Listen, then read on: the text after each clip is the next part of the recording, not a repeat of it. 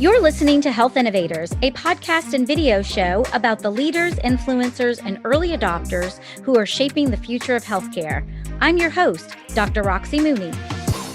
Welcome back, Health Innovators. On today's episode, I have Dr. Gunter Wessels with me. He is the founder of LiquidSmarts. Welcome to the show. Thanks, Roxy. Great to be here, and thanks everybody for listening. Yeah. So I am really excited about this conversation today because we share so many similar passions that I think that this is going to be a very rich conversation about commercialization. So before we get into the nuts and bolts of things, just give our listeners a little bit of information about your background and what you do. I started off as a sales rep in healthcare. It's only the industry I've been in 1992, which seems like yesterday, but it's being a longer and longer time every day that goes by. I've been a consultant beginning in healthcare economics and then in commercialization since 2004 and do this worldwide and so forth. And our aim is to help our clients be relevant in today's healthcare environment. And so that's what LiquidSmarts is about, making the know-how that exists out there portable, fluid, and able to be put into whatever container you need it. So LiquidSmarts, how long have you had the company? We spun off out of another firm in July of 2017. So that also seems like yesterday, but it's getting to be a little bit further in history every day. So how has your business changed since the pandemic? Wow. So during the beginning of last year, around this time, I was having a great time. I was getting ready to go on a ski trip in a steamboat, and everything seemed all right. We were selling some new business and so forth. I got back from my ski trip, and my entire year's production disappeared. So we had no revenue. And no revenue. So that's painful. It felt awesome. I had so everyone's like, do PPP, do all that sort of stuff. We didn't do it. Yeah. I've been successful enough, and we pivoted hard. We started giving our clients access to skills that they needed to survive in the distance selling world, put together a program or two, did some webinars and so on, and then started training our clients and prospective clients on how to be better distance sellers. We did that from May through, it's currently going on right now. We did 8 global programs, and we've done about 15 national programs in addition to that, full-blown training sessions to teach salespeople how to sell in a digital environment, multiple media, text, email, phone, conference call, video call, and all that stuff, with a real strong eye towards how to influence. And that created for us a little bit of sustaining revenue. We were limping along. Yep. And in January, so it's February 5, in January, we sold and closed annual run rate business that was bigger than the year prior's amount of business. And we're set to double that this month. So we're going from a year of famine to a explosive level of growth. And I don't think we've even tapped but like 30% of our runway this year. So yeah. Since COVID, I've had a talent issue. I need talent. Yeah. I mean, my own is pretty poor, so you got to get it somewhere.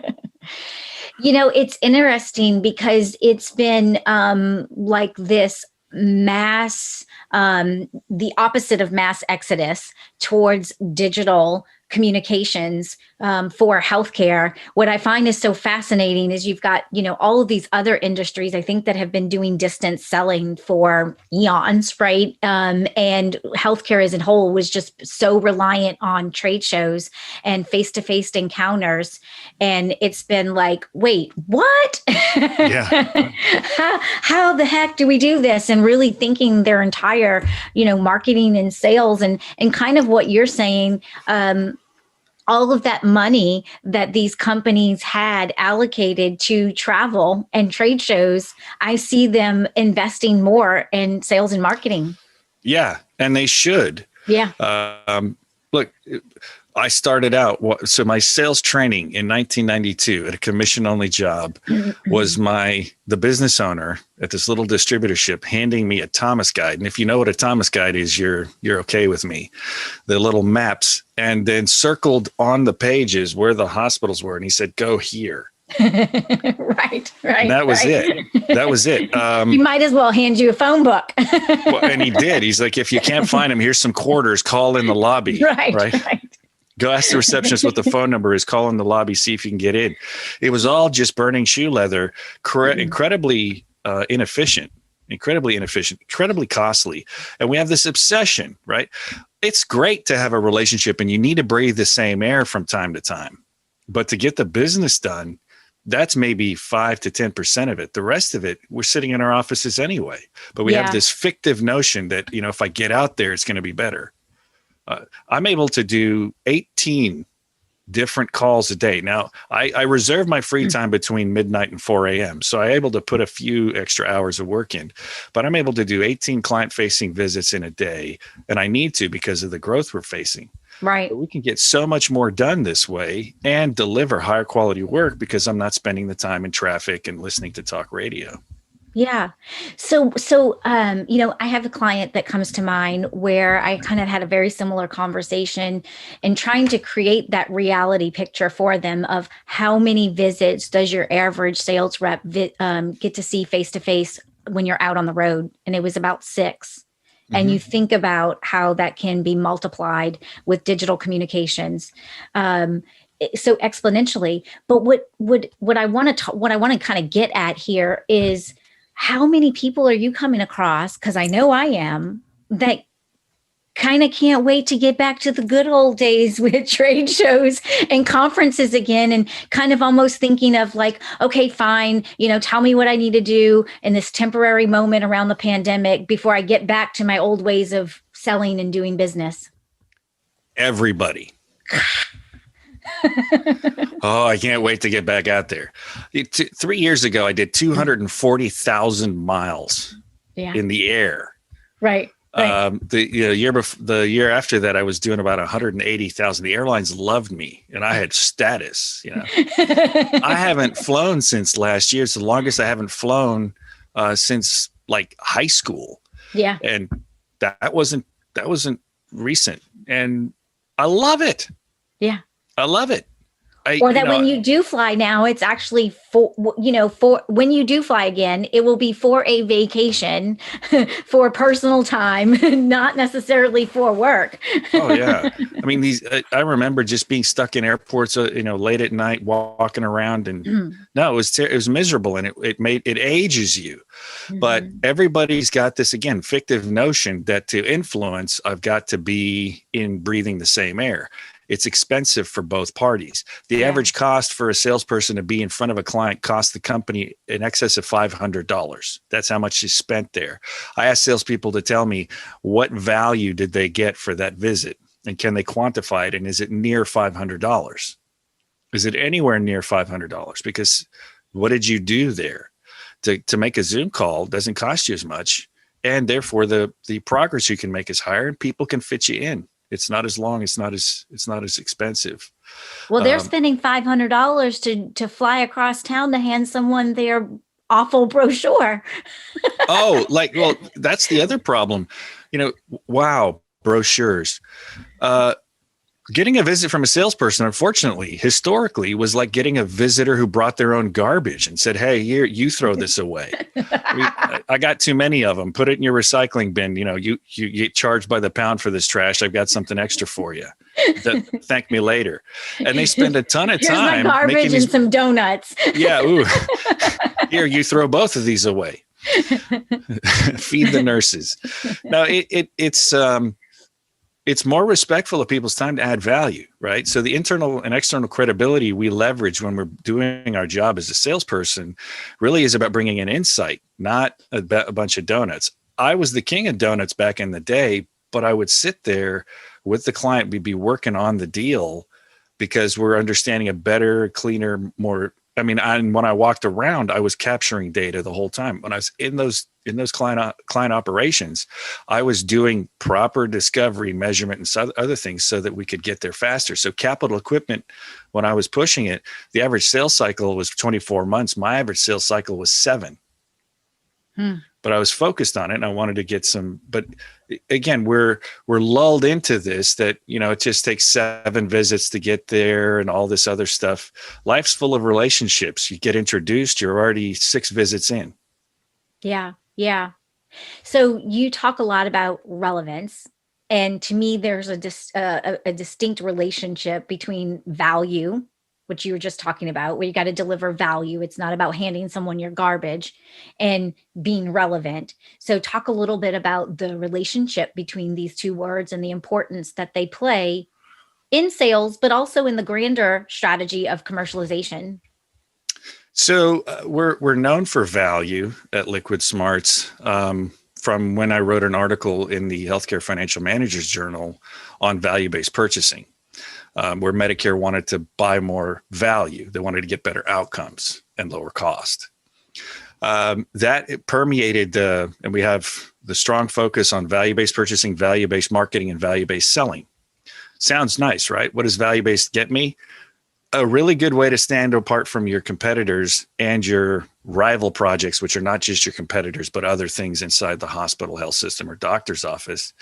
And when you stand apart, being relevant, therefore, requires the ability to deliver value if and only if you've discovered a deficit, pain point, or other issue that the customer's dealing with.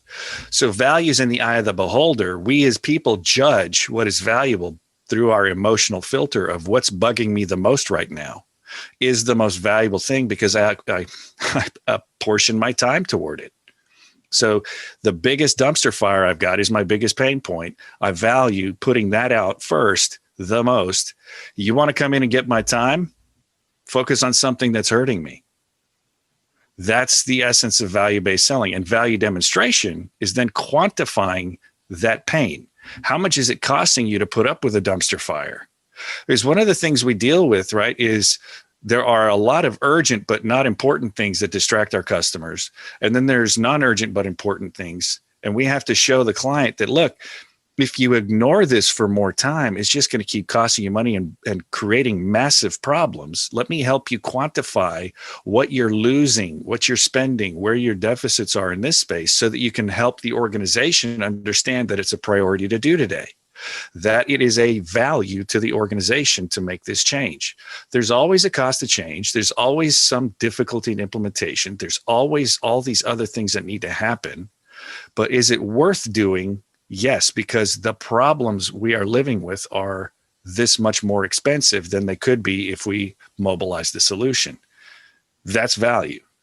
And in healthcare or any other industry, that means the customer's pain point gets fixed. And it's not just the individual, but it starts with the individual and then scales up to how it fits within the organization.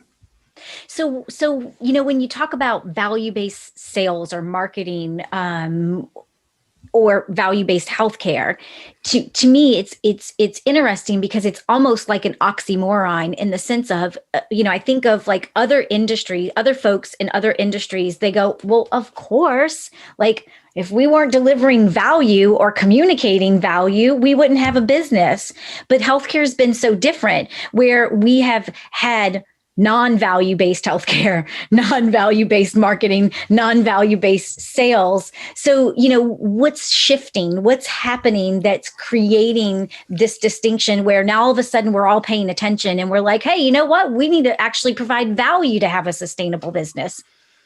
So there's 2 things. The first one is the focal point of innovation in the marketplace, in the healthcare marketplace, has shifted from a technology-centric approach to a process-centered approach.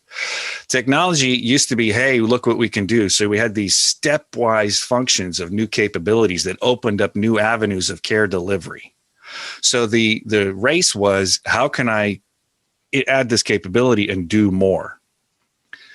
We're not doing that much more of that anymore. The steps are getting smaller and smaller and smaller. Sure, they're meaningful. Sure, they do important things.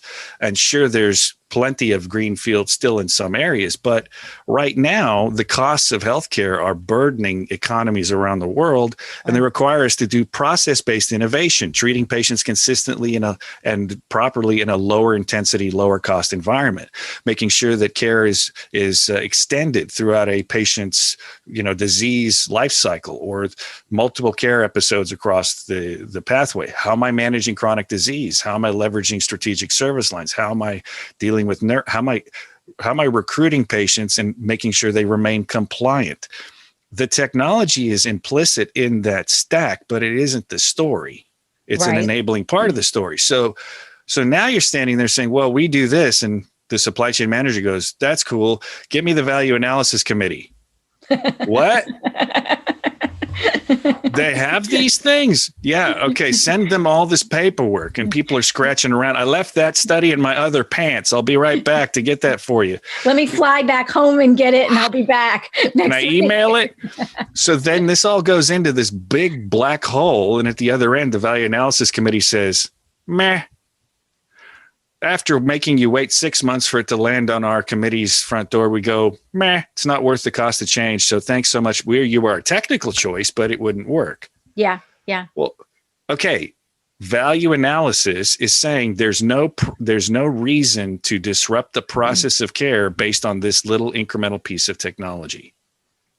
When I'm doing value-based marketing and selling, I'm doing two things.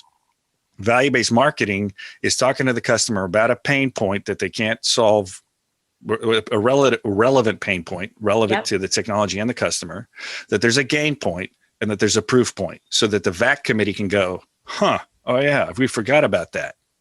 We're partners with the best value analysis committee, the value analysis training in the country, in the world. It's one of our curriculum items. We've licensed it. And then the other thing that happens is the value-based selling, the salesperson walks in and says, I got this pain. Here's the gain. Here's the proof. Let me quantify the pain for you. Let me help you build a business case that says, here's the width, depth, and volume of the deficit you're living with. Well, all of a sudden now it jumps up on the hierarchy of things to do. Now the VAC committee puts it on the front and they go, why wouldn't we solve this? Well, are there any substitutes? Asks the supply chain manager. Based on what marketing said, is this pain point with this solution point so closely matched with a proof point? They go, not really. Go forward. Yeah. Game changer. Yeah. Much more fun to sell in that environment, but you actually have to do stuff other than burp up product features and all the stuff that, look, the way classical marketing happens is as if we put salespeople in boxes and poke them with sticks, like a rabid animal, with all this product information until they're stuffed so full that they can't avoid erupting on a customer without the slightest bit of provocation. Right. And the customer stands there. Here's how awesome we are. Oh, well, it's like, and the customer's rubbing themselves awkward. Ugh, that was awkward. That was really awkward. Do you remember? Think I want any of that. Well, and the salesperson is dizzy because they've just, erupted so much. They go, did it work? Did they like it? I think I got a little more. It's worse. And this is human stuff. Value-based selling starts with simple skills like listening. Deploying all that years of experience as a salesperson, listening to your customer going, wait a second, how are you dealing with this? And the customer goes, ooh, that hurts. Yeah. Yeah. So you say a lot about, there's this phrase of the adoption. So on this show, we talk a lot about technology adoption, right? Healthcare tech adoption and commercialization. And you have a phrase, let me make sure I get it right. Adoption is constrained by relevant communication. Mm-hmm. What do you mean by that? Well, again, I have to rise above the noise so that I can communicate that there's something here for the customer to talk about, to think about. So what on earth would compel you to look at this thing? Once they look at it, they then imprint upon it their style of doing things. And the adoption action is actually the customer taking ownership of the implementation. There's a really annoying saying we have in a lot of marketing and sales circles where we go, hey, we will do this for you. We will give you efficiency. We don't give them anything. We don't save them money. We cost them money. Let's be clear.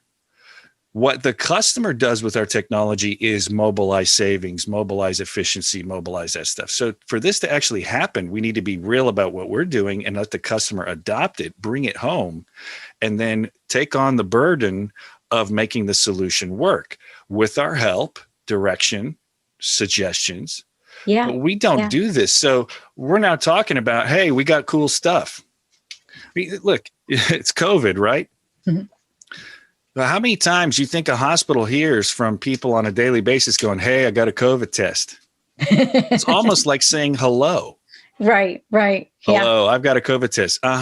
Yeah. A symptom checker. Oh, yeah. I got thermometers. Right. I got PPE. I got this. I got that. It's not relevant. I have something that's going to increase efficiency and reduce costs. Oh, but I love that, right? The abstract messaging.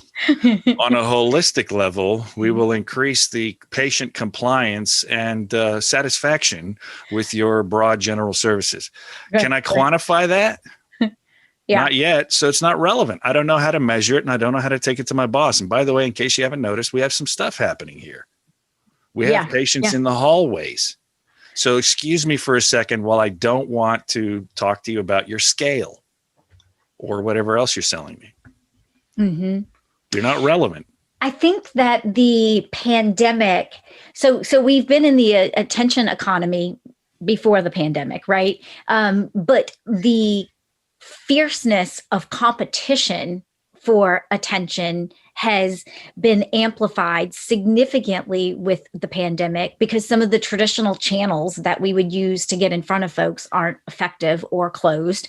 And so now we've got more people on LinkedIn, more people on the inbox, right? More people in these digital channels than ever before.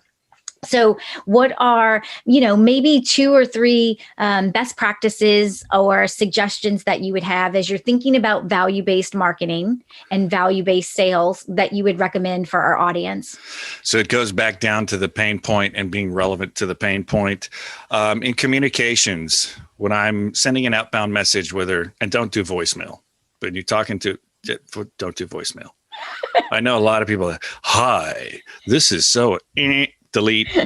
It doesn't work anymore. Right. Text if you have permission, but in emails or inbound telephone communications, one of the things we have to do is assuage a customer's concern that they're going to waste their time. There's the reason we have an attention-based competition, and the only competition is for your customer's attention. Yep. And the only sustainable form of differentiation is the customer relationship. Oh no, now everything is crucialized, right? I have to get to them, build a relationship with them. If I can't even get their attention, I'm sunk. Yeah.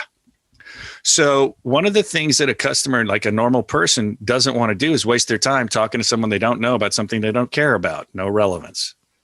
In the request for time, we must let the customer know what they're going to get for the outcome. I can point on one hand the number of, in training sessions, the number of companies where right out of the gate, I got the answer we're looking for. It says, how do you get an account to talk to you? It's always, I'm new. I'd like to come in here and tell you about my product. And so can you please pick between Thursday? Who cares? I don't care that you're new. I don't care that you have a product. I don't care about you. So what are some of the tactics that you've used to try to, or to not try, to actually get people that have been entrenched in these old ways of thinking and doing to actually change their mindset and their behavior, because they cannot be the hero of the story. They have to focus on what's in it for the person that they're talking to and not go in with, I'm the hero. Look at me. Look at what I have to offer. But those are just old mindsets and habits to break. So we We are always working with the client on trying to establish a value-based mindset, like you pointed out. It's a way to think. So mindset changing has to do with how you appropriate words and you begin to build habits. So back to if I want to get access, I got to tell the customer what they're going to get. What's in it for you? Now that what's in it for you, as in with them, is I need to tell the client that they're going to receive something for the time they're going to invest. And is that return on investment important to them? Is it relevant to their job? So if I'm going to bring an insight, right? I've got some new information. I've got some insights. I've got something that is based on your role, important to you in advancing your mission. It must be mission relevant to the organization. It can't be, we have this. It's based on where you're going. We have some insights around this. I'd like to spend 30 minutes with you. At the end, you're going to have a report that's based on our interaction that gives you these 3 insights. It's going to take a half hour. We're going to have to ask you some questions. Let's book it. Okay, relevant. Something I need, something I can't get. And then if it's more difficult, it would be a shame for you to lose this resource because we have it ready for you. It'd be a shame to lose it. And I'm framing it appropriately too, towards a pain point, not getting a resource. Yeah. The sales teams, and again, this is because we've been put in a cage and poked with product information so long that it's like feature, benefit. Sometimes, this is one of the statements, sometimes the best salespeople don't really know their products.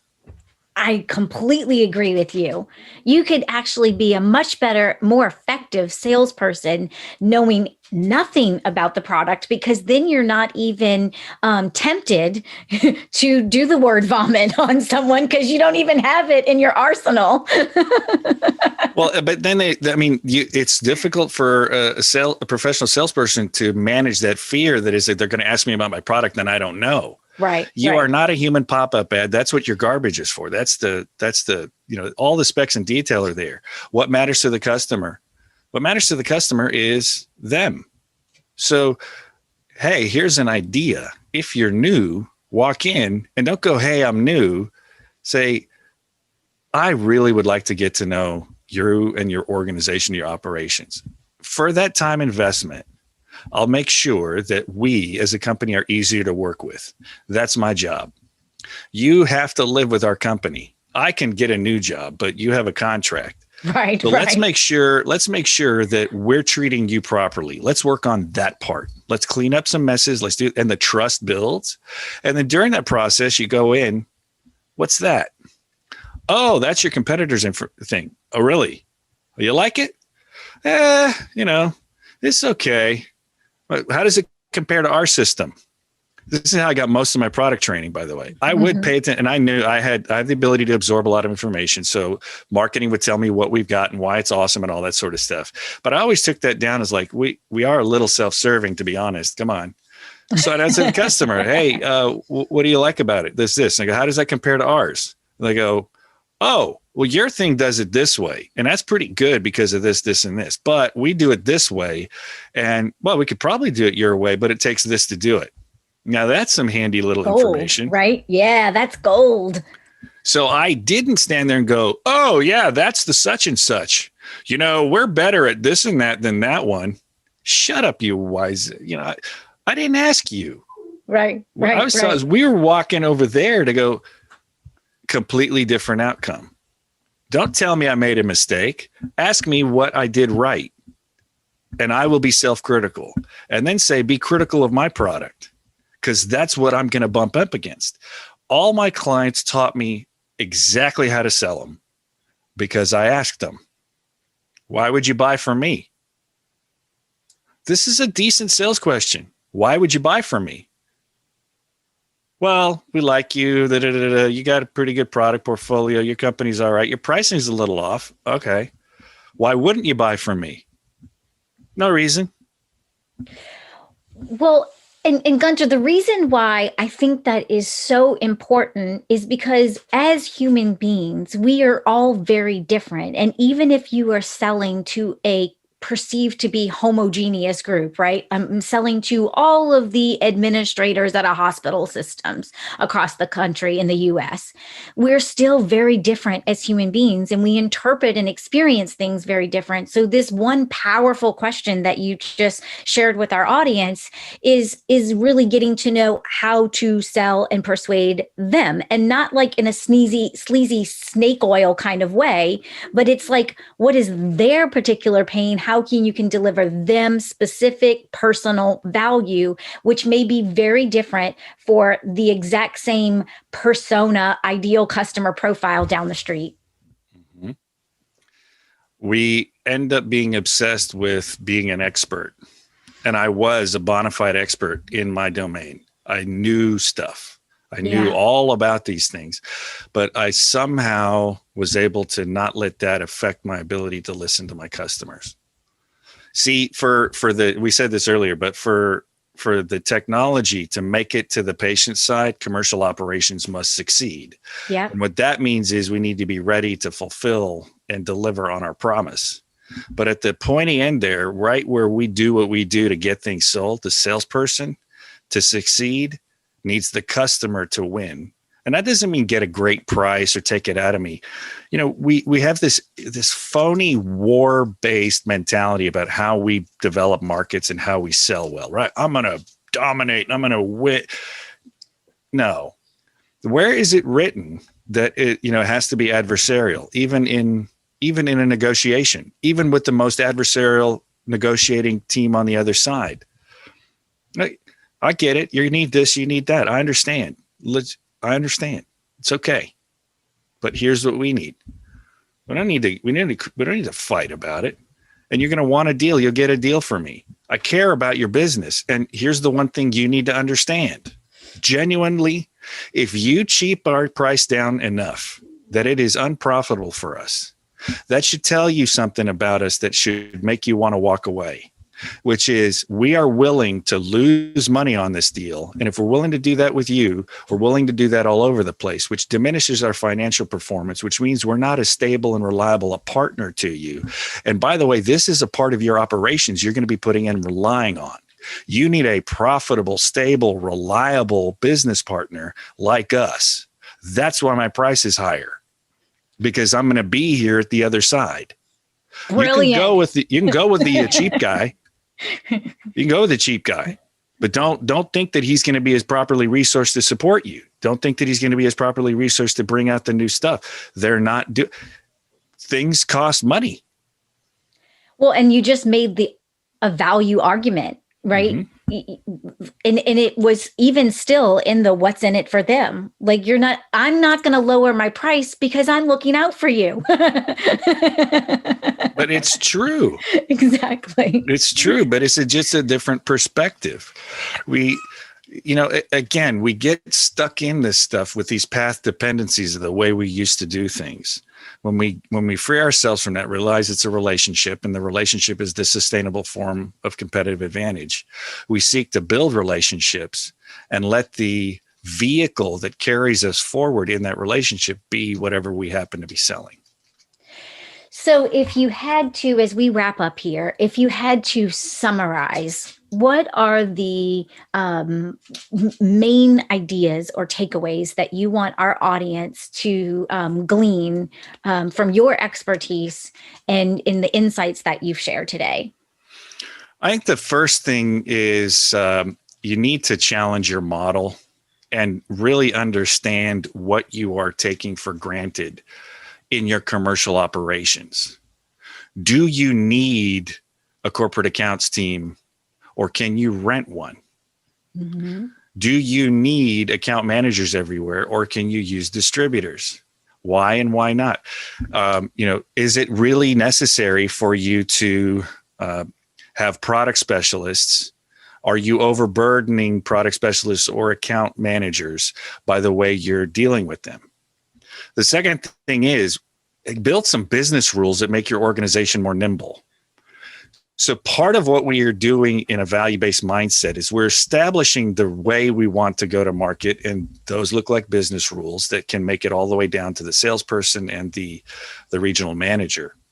But for one example, it would be, what are we doing right now? And first business rule, does it help us be more valuable to our customers? Now that's a good lens. Second business rule, does this make us more productive and efficient as a team? Not just me, as a team. So, hey, we need to have a call to review the forecast. Great idea. Does it help us become more valuable to our customers? No. Does it help us be more productive and efficient as a team? Yes. Okay, 50-50, let's go. We need to do this. Does it help us? And you just structure your business rules that way to continue to build what you're trying to do within that culture. The third thing I want you to think about is the way you talk about your customers. Is it value-oriented or is it technology-oriented? We talk about our customer segments by business lines. This is this segment and this is that segment. Why can't we talk about our customers in terms of pain points and problems and create solutions across business lines? Because that's how they see us. They see us as a mixture of things that will help them solve an operational problem. So for us to be effective today, we need to recognize what we do clinically that they can't already have. How do we help them with their clinical utility? But we didn't stop there. We have to also say, what do we do to help them be more operationally efficient? Because that's the focal point of innovation. How are we helping them mobilize their people, their processes, and technology better so that they can deliver better clinical utility? And then the third thing we need to do is we need to ask ourselves, how does this affect the financial performance of the customer? What are the financial performance deficits? No, it's not always a reimbursement story. Right. It's about, can they afford it or must they afford it? Hospitals are used to losing money. Healthcare is used to losing money because they're on the leading edge and reimbursement catches up. If that leading edge saves money for the society, hospitals will take it and the health system will make it. That's why we have all this integration. The focal areas we're working within that live in a budget constrained environment are trying to keep their costs down because they are cost centers and they are centers of huge intensity of finances and resources. Mm-hmm. But there's nothing wrong with having a device cost twice as much as the reimbursement if it reduces downstream utilization and the IDN can benefit from it. But you're not going to get that message across when you're selling about just technically or clinically to the main buyer. I have to fill in the picture, which means I have to understand the customer's environment, which means it might not be as important that I know everything about my product and my competitor's product. It might be that I need to know how they're doing this stuff in the first place. So be open-minded. Yeah, a customer expert instead of a product expert. Yeah. And by the way, you don't have to have a degree to get that. You just have to ask questions. Questions, I found out, actually have a pretty low cost. Last time I checked. It didn't cost me any more to say, what time is it? Where's the bathroom? Versus hold still, let me tell you about my product. Right. And, I think so many times we think that when we ask questions that it makes us look like we don't know the answers and we're incompetent. And we want to, put on this facade that we have all the answers so we don't have ask questions when really it's the opposite effect, right? Like you're saying, and I hope all of our listeners are heeding this right now, is that when you're asking questions, you actually can demonstrate some authority by asking the right questions, the most meaningful questions. Well, by the quality of my questions, I give myself broader access and presence inside the account. By the quality of my questions, I'm telling the customer I'm considering their situation at a deeper level. That's how you convey expertise. Yeah. Why do you think professors don't just, good professors ask questions? That's cutting a little deep there. Well, thank you so much for your time today. It's been a wonderful experience. I think that our listeners are going to really enjoy this conversation. How do folks get a hold of you if they want to follow up with you after the show? Well, come to www.LiquidSmarts, plural. That's because we have Street Smarts and they're LiquidSmarts.com. You'll see a narcissistic view of the firm with me as a big picture on it. It's fairly easy to navigate. Go to the website, fill in the contact form. I'm not going to spam you. On there, there's a few other things. And then the email works. Gunter, Gunter, at LiquidSmarts.com. We're happy to help you revitalize your commercial operations, because we can't get that technology to the patient without commercial operations succeeding. We do a very good job for our clients, making sure that you can have a commercial ops that is working for you and for the marketplace. Awesome. Thank you so much for your time today. Thanks, Roxy. You were delightful. Thank you so much for listening. I know you're busy working to bring your life-changing innovation to market, and I value your time and attention.